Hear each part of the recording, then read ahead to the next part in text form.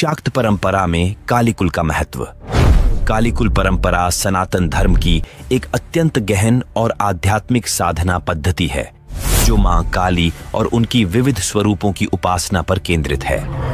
इस परंपरा का मुख्य आधार 15 नित्य देवियां हैं जिन्हें शाश्वत देवियां भी कहा जाता है। ये देवियां चंद्रमा की 15 तिथियों का प्रतिनिधित्व करती हैं। प्रत्येक नित्य देवी विशेष ब्रह्मांडीय कार्यों, आध्यात्मिक अंतर्दृष्टियों और तांत्रिक विधियों की अधिष्ठात्री हैं।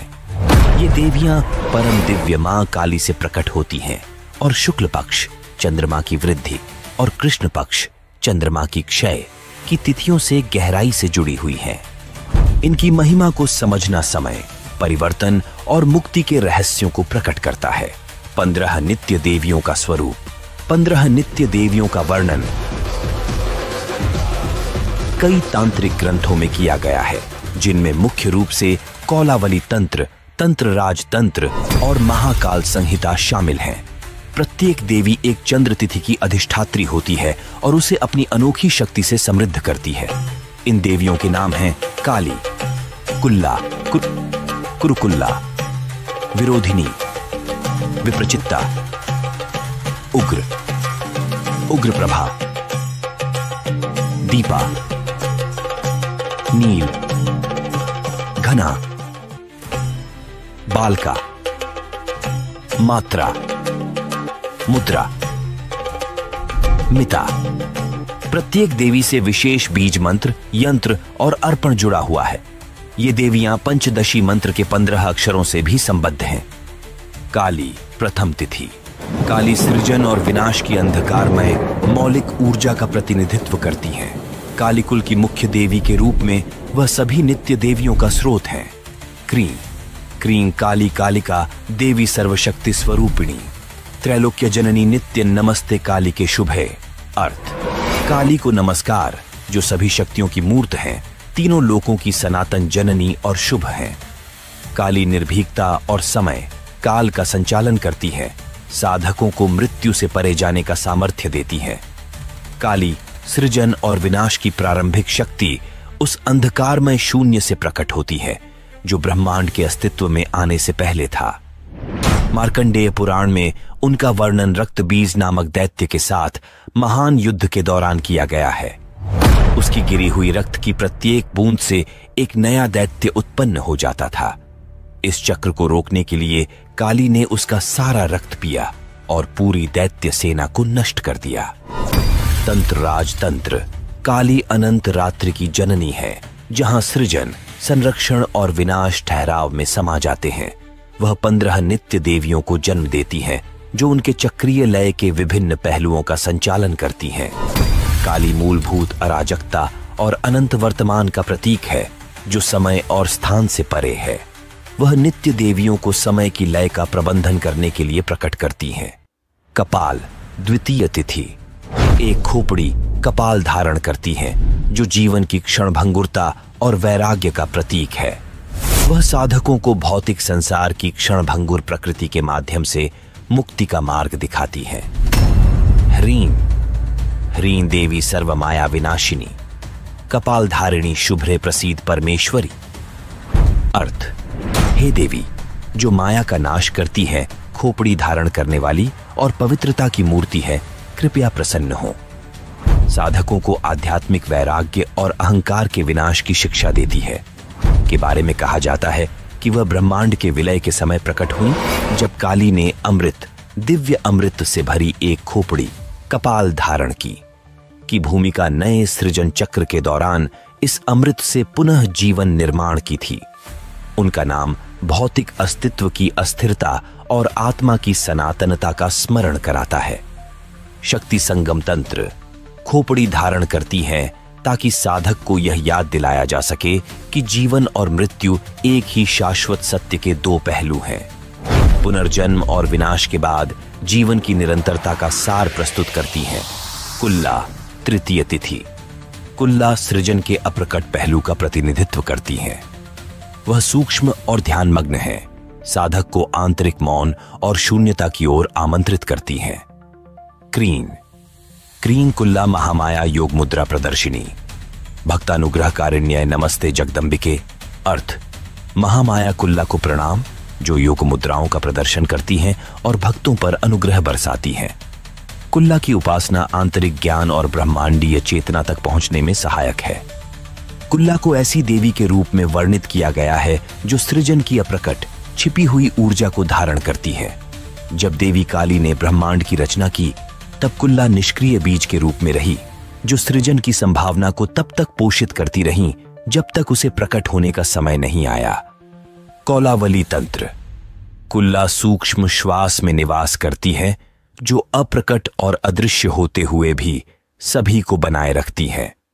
कुल्ला सूक्ष्मता और उन अदृश्य शक्तियों का महत्व सिखाती हैं जो अस्तित्व को आकार देती हैं। कुरुकुल्ला चतुर्थ तिथि। कुरुकुल्ला आकर्षण और चुंबकीयता की देवी हैं। उनकी ऊर्जा लाल है, जो जुनून और इच्छा का प्रतीक है, लेकिन उनका अंतिम लक्ष्य इन इच्छाओं को आध्यात्मिक उन्नति की ओर मोड़ना है। श्रीं।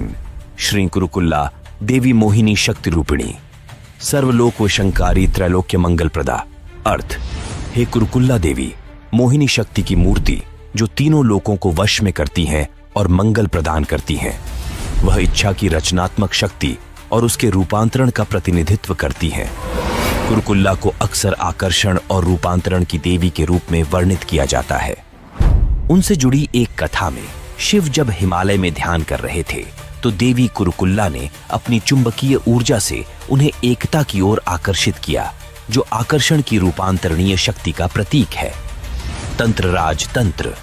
कुरुकुल्ला वह चुंबकीय शक्ति है जो ब्रह्मांड को आकर्षण में बांधती है, न कि सांसारिक सुखों के लिए, बल्कि दिव्य एकता में विलीन होने के लिए। कुरुकुल्ला सांसारिक इच्छाओं को दिव्य आकांक्षाओं में बदल देती हैं और आत्मा को आध्यात्मिक एकता की ओर मार्गदर्शन करती हैं। विरोधिनी पंचमी तिथि। विरोधिनी प्रतिरोध और बाधाओं का प्रतिनिधित्व करती हैं, जो आध्यात्मिक विकास के लिए आवश्यक कदम माने जाते हैं। ह्रीं। ह्रीं विरोधिनी देवी दुर्जासुरनाशिनी, सर्वविघ्न प्रशमनी नमामि चंडिके शिवे, अर्थ विरोधिनी देवी को प्रणाम, जो दुर्जय असुरों का नाश करती हैं और सभी बाधाओं को दूर करती हैं। विरोधिनी साधकों को शक्ति और दृढ़ता का पाठ पढ़ाती है। वह समुद्र मंथन के समय प्रतिरोध की ऊर्जा के रूप में प्रकट हुई। जब देवताओं और असुरों ने अमृत प्राप्त करने के लिए समुद्र मंथन किया, तब विरोधिनी ने बाधाएं उत्पन्न की, जिससे उनके धैर्य और संकल्प की परीक्षा हुई। शक्ति संगम तंत्र। विरोधिनी साधक की परीक्षा लेती है, क्योंकि संघर्ष के माध्यम से ही आत्मा मुक्ति के योग्य बनती है। वह इस आध्यात्मिक सत्य का प्रतीक है कि बाधाएं विकास और उत्कर्ष के लिए आवश्यक हैं। विप्रचित्ता षष्ठी तिथि। विप्रचित्ता विरोधाभासों और चुनौतियों का प्रतीक है, जो आंतरिक संतुलन स्थापित करने में सहायक होती हैं।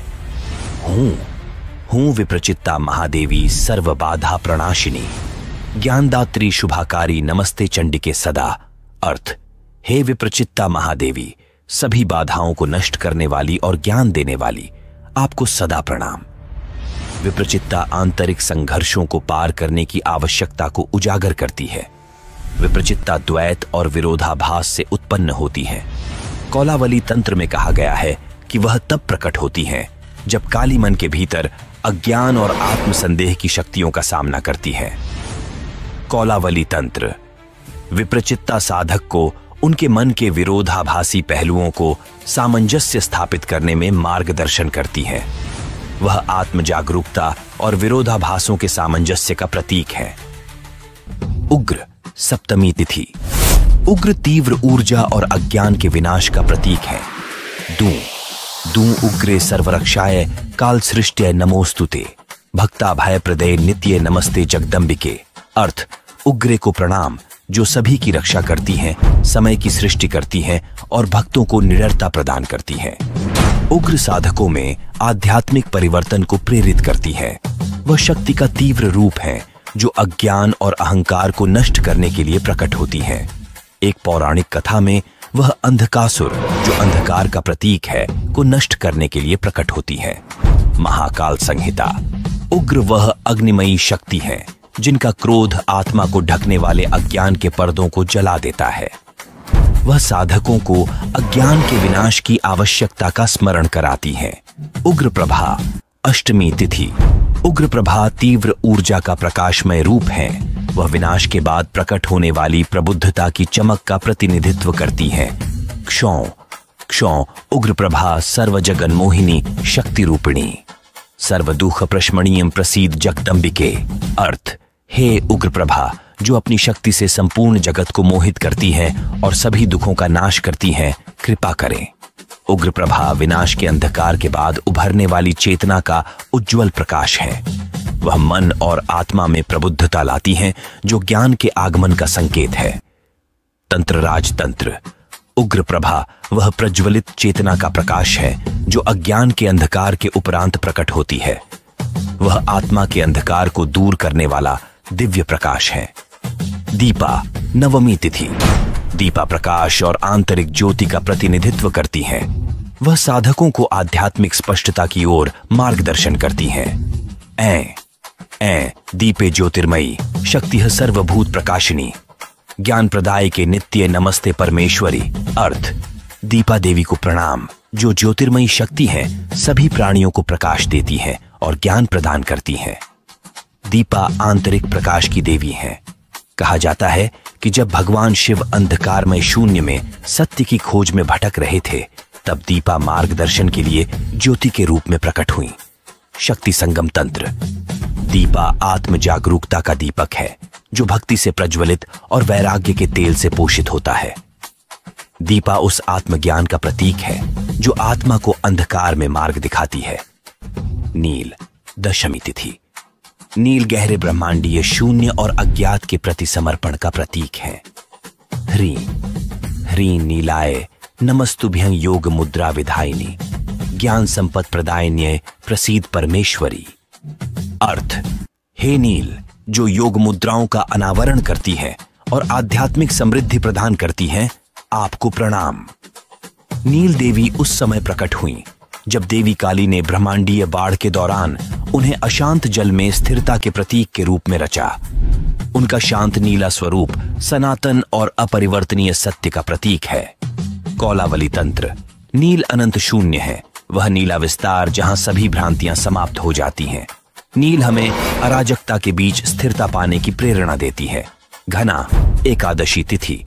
घना संघनन, ठोसपन और स्थिरता का प्रतीक है।